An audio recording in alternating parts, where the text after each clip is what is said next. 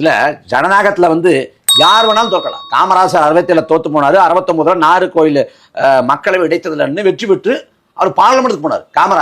காமராஜர் தோத்திருக்காரு, கக்கன் தோத்திருக்காரு, நல்ல கண்ணையா 3 முறை தோத்திருக்காங்க, அண்ணல் அம்பேத்கர் தோத்திருக்காரு, ஜீவானந்தன் தோத்திருக்காரு, 10 ஆண்டுக்கு மேல பட்டினி போராட்டம் இருந்த இரவும் சிரமலா தோத்து போயிருக்காங்க. தேர்தல் காலத்துல வெற்றி தோல்வி இயல்பான ஒண்ணுதான். யார் வேணாலும் தோற்கலாம்.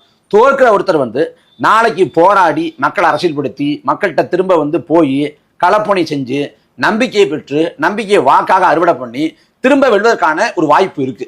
ஆனா இவங்க என்ன பண்றாங்க, காசு கொடுத்து ஜனநாயகத்தோட அந்த அடித்தளத்தை காலி பண்ணிடுறாங்க.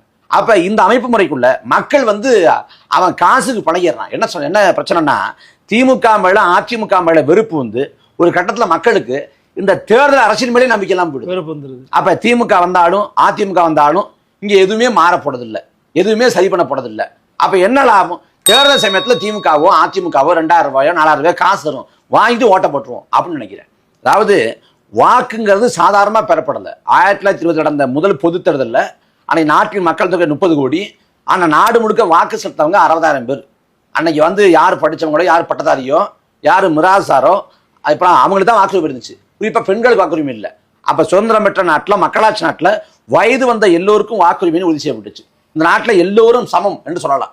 ஆனா எல்லோரும் சமம் எங்க நடத்தப்படுறோம்? சாதி அடிப்படையில் வந்து நம்ம சரிசமமா நடத்தப்படாம பாகுபாட்டோடு நடத்தப்படுறோம்.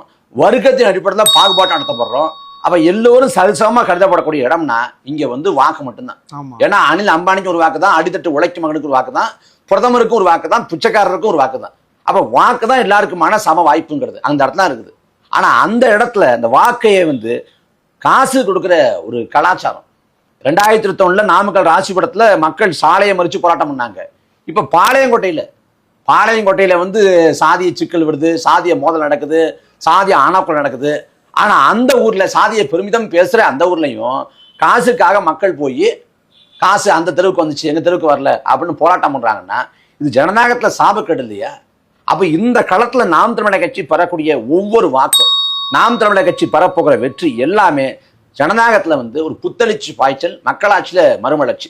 ஒரு பக்கம் மக்கள் காசுக்கு விலை போறாங்க அப்படிங்கிறது, அப்புறம் மக்கள் காசு வாங்குறாங்கிறது ஒரு பக்கம் இருந்தாலும், இன்னொரு பக்கம் ரொம்ப நெகிழ்ச்சியான சம்பவங்கள்லாம் இருக்குது. என்னன்னா, இதுல வந்து ஐயா புகழேந்தி ஐயா, அந்த பக்கம் ஓஎஸ் மணி ஐயாலாம் தானா 25 கோடியாவது செலவு பண்ணியிருப்பாங்க. ஆனா நாம் தமிழர் கட்சியில போட்டிட்டேன் நான் 1 ரூபா செலவு பண்ணல. 1 ரூபா செலவு பண்ணலன்னா